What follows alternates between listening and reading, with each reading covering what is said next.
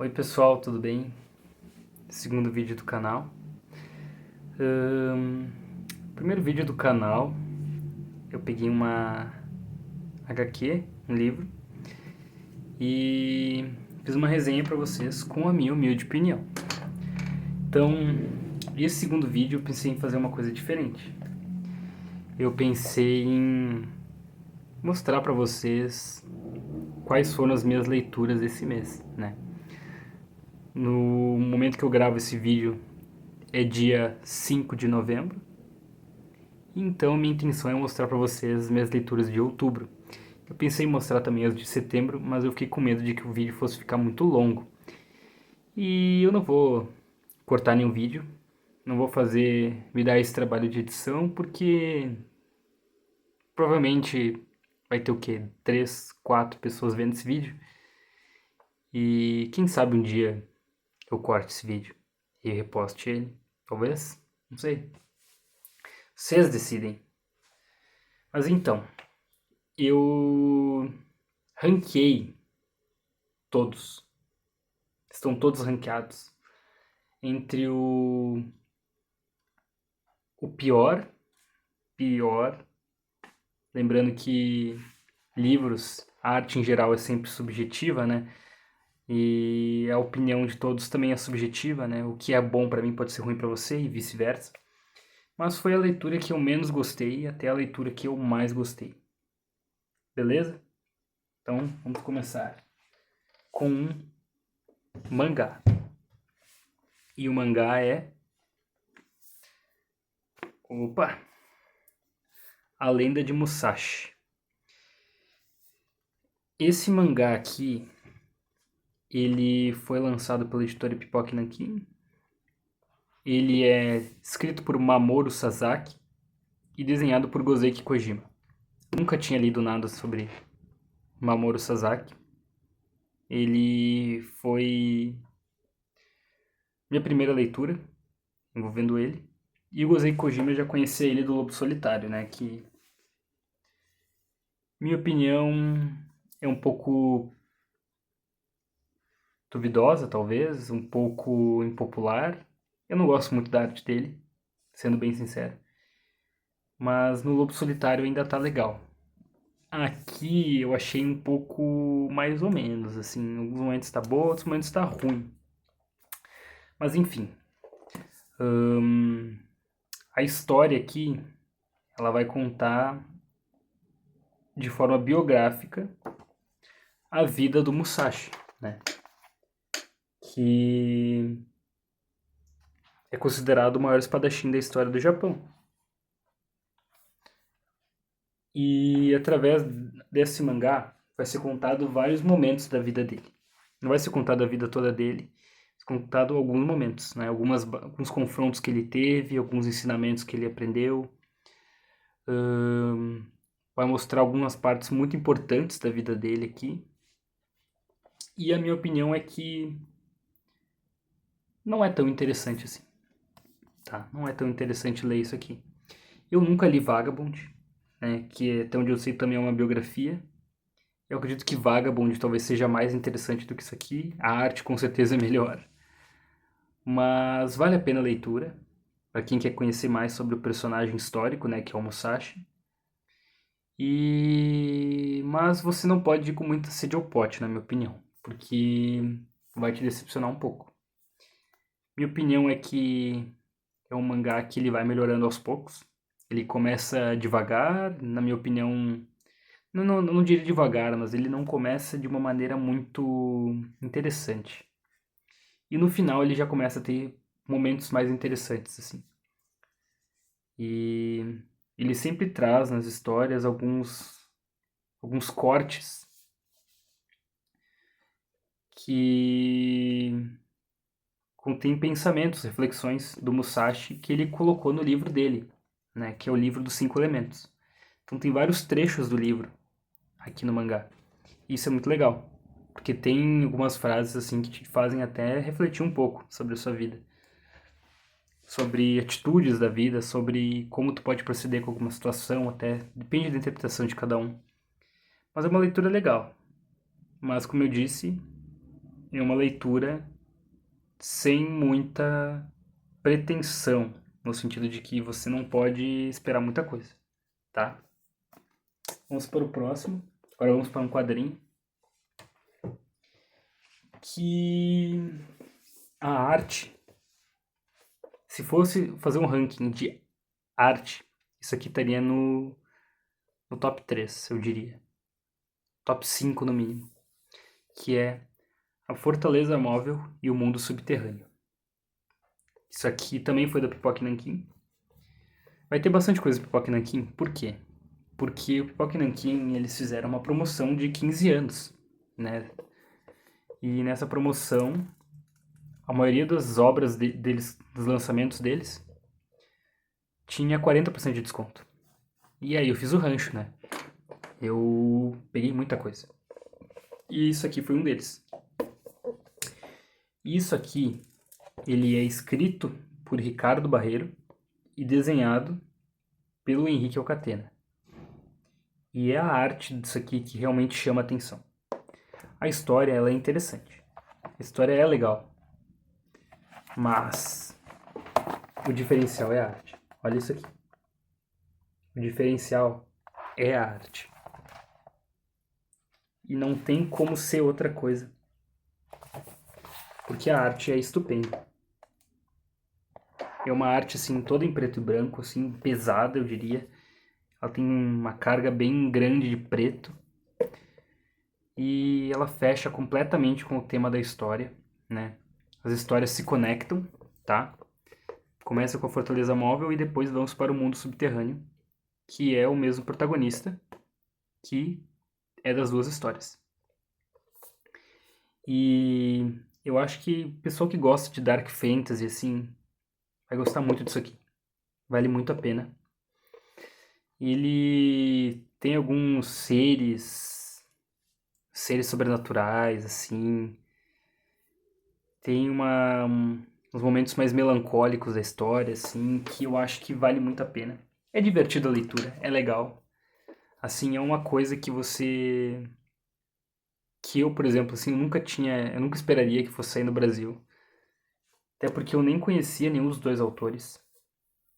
Eu sei que o Henrique Alcatena desenhou algumas coisas para DC Comics, que ele desenhou o Batman, que ele desenhou o Conan também, né? Conan o Bárbaro, que é bem popular no Brasil, né? Conan é muito popular no Brasil. No mundo inteiro, né? Mas, bah, olha isso aqui. Isso aqui é estupendo. Isso aqui é lindo. Então vale a pena a leitura, recomendo bastante. Não é muito comprido, ó, é curtinho, são 2 histórias. E vale muito a pena. Vamos para o próximo. E o próximo é outro mangá. O último mangá. Que é um mangá, assim, que ele é muito diferente. Ele é muito diferente do normal. Você não costuma ver um mangá com essa temática. Com uma arte tão bonita. E com um roteiro bem sincero, eu diria assim. E eu tô falando de Tokyo Killers. Na verdade não é Tokyo Killers, né? É o Harborville. Porque são várias histórias aqui dentro. Isso aqui é só o título que colocaram aqui. Mas tem outras histórias aqui dentro. Tá? Também é do Pipoca Nanquim, como vocês podem ver. E a única semelhança entre todas as histórias é que todas foram escritas por Natsuo Sekikawa e todas foram desenhadas por Jiro Taniguchi. E eu nunca tinha lido nada que era desenhado pelo Jiro Taniguchi, mas eu já tinha ouvido falar muito bem desse cara. E realmente, ele merece todos os aplausos que ele já teve na vida, porque realmente ele manda muito bem. Olha isso aqui. Isso aqui é lindo. Opa, isso aqui eu não posso mostrar. Tipo, a arte realmente ela é muito bonita. E a história, ela também, ela é sensacional. O que acontece aqui? Isso aqui são várias histórias, vários contos aqui dentro. E todos nessa temática noir, uma temática policial, de vingança, de perseguição, de caça ao bandido. Eu diria que é bem Máquina Mortífera, assim, sabe? Pessoal que conhece Máquina Mortífera dos anos 80, isso aqui é um puro suco daquilo. E vale muito a pena, assim. Você vê que os autores não tiveram medo de fazer histórias assim melancólicas em certos momentos, que puxa toda aquela temática nos 80, né? E eles tentaram uma coisa aqui que eu fico triste que eles nunca terminaram. Fico triste. A primeira história, que se chama Good Luck City, a Cidade da Fortuna. Ela foi feita numa temática de um teatro, de um filme, porque cada capítulo ele tem o título de uma cena. Então você tem a cena 1, a cena 2, a cena 3, a cena 4, e vai contando a história através das cenas. E como vocês podem ver aqui, nenhuma delas tem balão de diálogo, né? Todas têm esses textinhos aqui embaixo, que é o que vai contando a história, que conta o que está acontecendo aqui, em cada lance, né? Todos os quadros são iguais também, quadros compridos. E é belíssima a história, assim. Belíssima no sentido de que é muito bem contada. E esses textinhos aqui embaixo vão contando a história. E é muito naquele tema anos 80, sabe? Tem outras histórias aqui que são ainda melhores que essa. Então isso aqui, cara, isso aqui, para você que não gosta muito de ler mangá, isso aqui é uma forte recomendação para sua primeira leitura de mangá. Porque isso aqui é muito bom. Você não precisa comprar outro, você compra um e você lê tudo. Você pode achar em vários lugares, assim, tanto no site da Pipoca Nanquim, quanto na Mundos Infinitos, eu acredito que deve ter também, que é outra loja que vende. E na Amazon, você vai sempre achar isso aqui com desconto e vale cada centavo. Isso aqui é muito legal. Continuando então, para o ranking aqui, eu diria das histórias que me agradaram muito, tá? E eu vou começar por um cara que eu demorei um pouquinho para ter um entendimento da história. E quando eu entendi a história, eu passei a gostar muito disso aqui. Mas ainda assim, tem coisa melhor aqui. Mas ainda, isso aqui é muito bom. E eu tô falando de Juan Solo, que é escrito pelo Jodorowsky, né? Alejandro Jodorowsky, né? O chileno. E desenhado pelo Jorge Bess, né? O nome dele. Jorge Bess. E basicamente isso aqui é o quê? Tá? Se você lê isso aqui até a metade, você vai dizer: isso aqui é uma cópia de Scarface. De certa forma, né? De certa forma, isso aqui é uma cópia de Scarface até a metade. Até a metade, isso aqui é Scarface. Você tem um cara que veio do lixo. Quando eu digo do lixo, é que ele veio do nada. A história literalmente vem do lixo, mas enfim, continuando.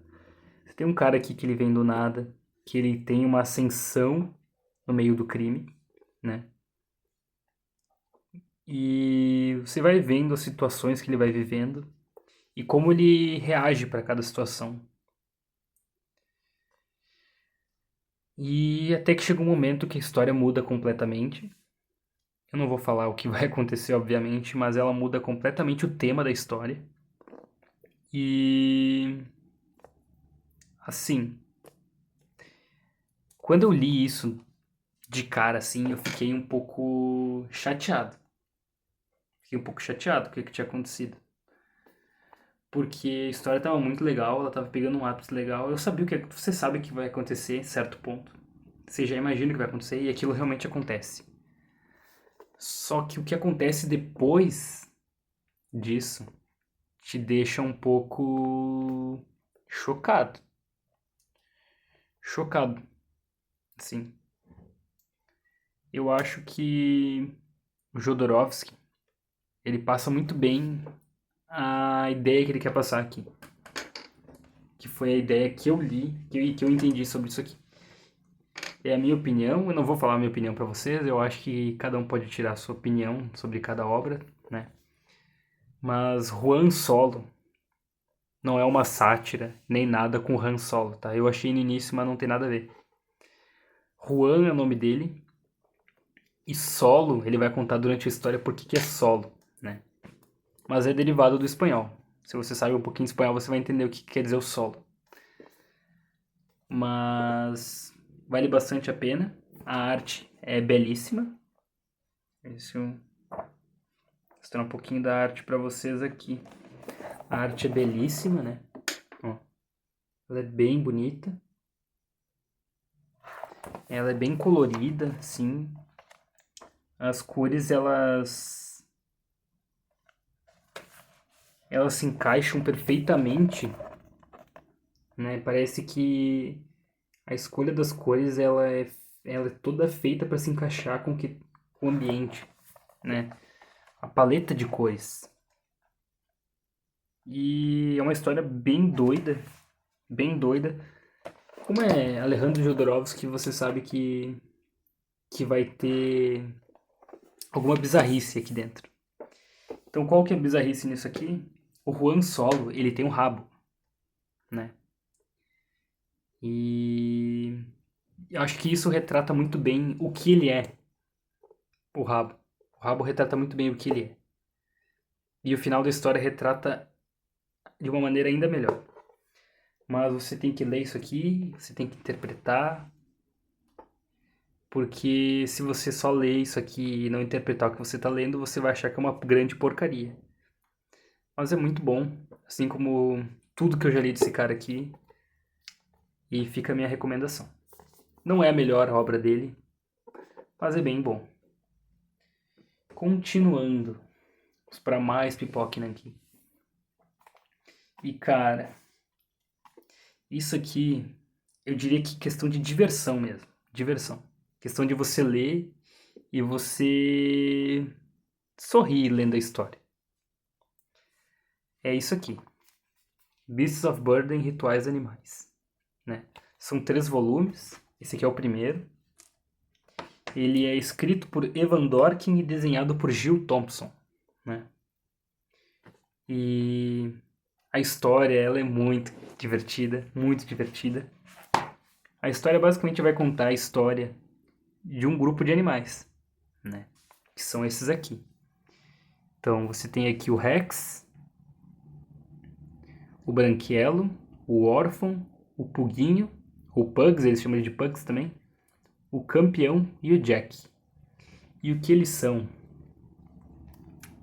Eles são caçadores de fantasmas, digamos assim. Eles combatem o sobrenatural no bairro deles. E tem alguns momentos assim que ele é um pouquinho mais pesado. Ele parece ser bem infantil, mas ele não é, sim. Os personagens eles tratam as coisas como de forma infantil, mas o que acontece aqui não é tão infantil assim. Tem um pouquinho de violência. Ele trata um pouco assim da questão de te sensibilizar da questão dos animais, né? Muitas questões. Mas isso aqui vale muito muito a leitura. A arte é belíssima, é muito bonita. É muito bonita mesmo. Sim, deixa eu mostrar aqui um pouquinho para vocês aqui a arte. Ela é muito bonita mesmo. Vou mostrar aqui para vocês aqui. Olha, olha que coisa bonita. Olha que bonito que é. Ela é bem bonita mesmo. E é super fofinho, eu diria até também. Porque os animais são muito fofinhos. Olha só. Olha o órfão, que bonitinho que ele fica aqui. E o Kid... Esse aqui é o Kid Fujão, né? Que ele vai aparecer durante a história. Isso aqui vale muito a pena a leitura. Eu já estou planejando em pegar o volume 2. O 3 eu fiquei sabendo que está esgotado, que me deixou um pouquinho triste. Mas eu pretendo pegar os 3 isso aqui e ler tudo, porque isso aqui é muito legal. Muito legal mesmo. Isso aqui eu indico para todo mundo. Todo mundo mesmo. E agora, senhoras e senhores, deixa eu só... Eu vou indicar para vocês um quadrinho nacional. Que foi uma das melhores leituras que eu fiz esse ano, eu diria. Que é um Velho Oeste. Só de eu falar Velho Oeste, provavelmente quem já conhece deve saber o que eu tô querendo dizer. E ela é uma história, assim, belíssima. História belíssima, belíssima que fala sobre ciclos. Fala sobre ciclos. E como talvez a gente possa estar seguindo o mesmo ciclo, um ciclo familiar, de fazer as mesmas coisas que os nossos pais fizeram, e os nossos pais estarem fazendo as mesmas coisas que o pai deles fez. E eu tô falando de Gatilho, né? A trilogia Gatilho. Aqui, né, tem as 3 histórias aqui dentro e mais um extra, né? Mais uma história extra, que é um epílogo, né? Um epílogo da primeira história. Então aqui nós vamos seguir um personagem que não tem nome e ele tá perseguindo um bandido. Ele tá perseguindo um bandido. Eu não vou falar quem que é, não vou falar o que ele fez. Você tem que ler a história para saber o que tá acontecendo. Porque senão a primeira história perde a graça. Mas são 3 histórias. Elas acompanham 3 períodos diferentes da vida do protagonista. E elas se conectam. Elas se conectam. As 3 histórias se conectam para chegar no ápice da história, que ela fala exatamente o que tá querendo ser dito aqui dentro. Muito bom. A primeira história, ó, me derrubou o queixo. Fiquei de queixo caído com a primeira história. A segunda história é boa. E a terceira história é muito boa. Mas a primeira é a melhor de todas. A primeira é a absoluta melhor, assim. Assume o pódio das 3, é a melhor. E o epílogo também é muito legal. Muito legal mesmo, assim. Ela te... Eu recomendaria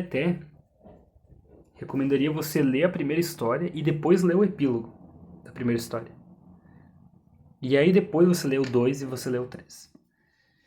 Mas isso aqui é muito bom. Isso aqui é tão bom que isso aqui teve reconhecimento na Europa, né? Tem um pessoal lá italiano, que na Itália os Velho Oeste são muito populares. Um dos escritores da Bonelli, né, que é a maior editora, uma das maiores editoras de quadrinhos do mundo, né, que é italiana, que é muito popular por suas histórias de Velho Oeste, elogiaram isso aqui. Eu vou até mostrar um pouquinho da arte para vocês. Isso aqui é muito bom. Recomendo a todos a leitura disso aqui, porque vale muito a pena. Isso aqui é, assim, questão de quadrinhos nacionais, eu acredito que isso aqui seja um dos melhores, pelo menos da história moderna dos quadrinhos brasileiros, assim, tá? Recomendação fortíssima. E passando de um quadrinho brasileiro para um quadrinho argentino, um quadrinho hermano. Vou falar agora de 2 caras que, ó, tiro o chapéu. Provavelmente os 2 maiores artistas de quadrinhos da América Latina, nem da América do Sul, da América Latina, né? Não é a melhor obra deles, mas isso não quer dizer que ela não seja muito boa. Eu tô falando de Sherlock Time, de Oscar Osterheld e Alberto Brecht, né? Aqui o Sherlock Time aqui, né? E, senhores, que leitura interessante. Eu não dei nada pra isso aqui. Eu não dei nada. Não dei nada. E isso aqui me deu tudo em troca. Isso aqui é muito bom. Ele é claramente uma inspiração no Sherlock Holmes, mas o tema das histórias é totalmente diferente do Sherlock Holmes, né? O Sherlock Holmes, ele é um detetive criminal, né? Ele soluciona crimes. O Sherlock Time não, ele não soluciona crimes, ele soluciona situações que envolvem o espaço-tempo, né? Então é uma temática já ficção científica e é muito legal. Mas atente-se que o Sherlock Time não é o protagonista. O Sherlock Time não é o protagonista. O protagonista, na verdade, é o Luna, que vai ser apresentado aqui na história, né? E isso aqui é simplesmente muito bom. Muito bom mesmo. Eu tinha escutado um pessoal falar que que talvez o Oscar Osterheld seja do mesmo nível do Alan Moore, que é considerado o maior quadrinista de todos os tempos, né? Foi o cara que escreveu Watchmen, que escreveu V de Vingança, que escreveu diversos quadrinhos, escreveu livros que marcaram a história, né, da literatura. E ter que dizer que esse cara aqui tá no mesmo nível dele. E ele é do nosso continente. Que a gente não dá nada. Isso aqui, ó. Mesmo nível, cara. Isso aqui é um gênio da literatura. E a arte, né? Como sempre, do Alberto Breccia. Estupenda, né? Não é o melhor trabalho dele. Mas isso não quer dizer que não é incrível, né? Vocês podem ver só nessas páginas aqui. Essa história aqui, inclusive, na minha opinião, é a melhor história, né? Porque isso aqui é dividido em 11 histórias. 11 histórias que acompanham o Luna e o Sherlock Time, né? Que são os dois principais personagens da história, né? É o Luna contando sobre como é conviver com o Sherlock Time, que é um vizinho dele, que mora na mesma casa que ele, no mesmo lugar que ele. E vale muito a pena. Muito mesmo. Muito mesmo. Então, se você quer uma recomendação de quadrinhos que não seja assim, digamos, que mainstream, leia Sherlock Time. Vale muito a pena. Agora, seguindo para as duas leituras que mais me tocaram. Deixaram bem tocado. Vou começar por um quadrinho europeu, né? O segundo que está aparecendo aqui, considerando que Han Solo é europeu, né? E eu estou falando de Castelo de Areia. Escrito por Pierre Oscar Levy e desenhado por Frederick Peters, que é o mesmo autor de Pílulas Azuis. E dizer que, cara, que soco no estômago é isso aqui. Soco no estômago. Isso aqui te traz uma lição de vida. Uma lição de vida. Que se você lê isso aqui e você não entende, você está vivendo a sua vida errado. Isso aqui te dá um conselho para a vida. Conselho para a vida. Você tem que pegar isso aqui, você tem que botar na sua cachola, que você tem que fazer isso pro resto da sua vida. Porque senão você está perdendo tempo. Está ocupando espaço. Basicamente, o que é essa história aqui? Ela vai contar histórias sobre pessoas que vão para uma praia, tirar o dia para descanso, e quando elas chegam lá, elas descobrem que tem um cadáver na praia. E o pior de tudo, que elas estão presas na praia e elas não conseguem sair da praia por alguma força sobrenatural que impede que elas saiam. E começam a acontecer coisas estranhas. E você lendo a história, você vai entender logo rapidamente o que está acontecendo aqui. E com o passar da história, você entende a lição que isso quer passar. Porque isso aqui está querendo te passar uma lição. Isso aqui não é só uma história. Isso aqui é uma lição de vida. E isso aqui é uma recomendação para qualquer pessoa que está buscando, eu diria até uma autoajuda. Porque isso aqui te ensina a valorizar a tua vida. Tá? Isso aqui realmente, ele te traz várias lições aqui. Tanto para a tua vida, quanto para a vida do meio do nosso planeta. De como a gente pode fazer para mudar o planeta. Então isso aqui eu diria até que é essencial, uma leitura essencial para qualquer pessoa do mundo. Porque eu acho que se todo mundo lesse isso aqui, interpretasse isso aqui, entendesse o que isso aqui está querendo dizer, a gente viveria num lugar melhor. Então essa aqui foi minha segunda melhor leitura. E a primeira, gente, vocês já sabem qual é. Porque eu fiz um vídeo sobre isso. A Guerra do Deserto. Curtinho, porém poderoso. Isso aqui não é uma história biográfica, mas poderia ser uma história biográfica.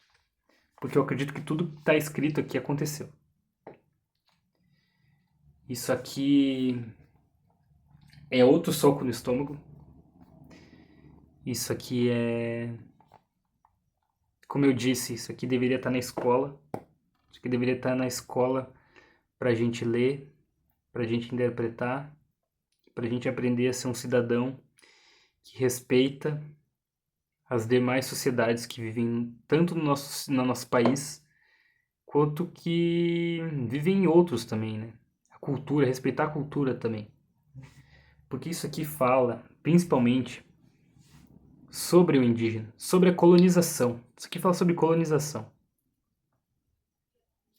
E a gente vive num país que não respeita o indígena, que não respeita o povo nativo daqui.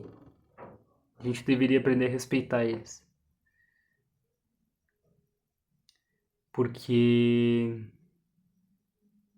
eles são os primeiros, né? Eles são os primordiais do nosso país. Antes de tudo, eles estavam aqui. Então, eu não vou falar muito sobre isso, porque eu já falei bastante sobre isso aqui no vídeo que eu lancei, né? Sobre isso aqui. Então, fica a dica como sempre. Como eu disse, é uma leitura rapidinha, curtinha, 50 páginas, 5 histórias. E eu garanto que você vai ler isso aqui e você não vai se esquecer do que você leu aqui. Beleza? Então seria isso, pessoal. Esse é o ranking.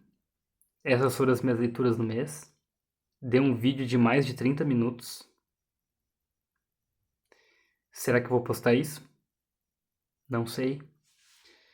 Mas tá aí, pessoal. Espero que você tenha gostado. Se você tenha ficado até aqui comigo falando sobre livro, falando sobre papel, você deve ser meio louco. Mas é isso. Bom dia, uma boa noite para você, independente do horário que você estiver vendo isso aí. Eu desejo que você esteja bem. E se gostou, deixa um like. Se não gostou, deixa um dislike. Ou não dá um like. Ou escreve nos comentários quais dessas leituras você mais gostou, o que você achou delas. E é isso aí. Tamo junto. Até mais.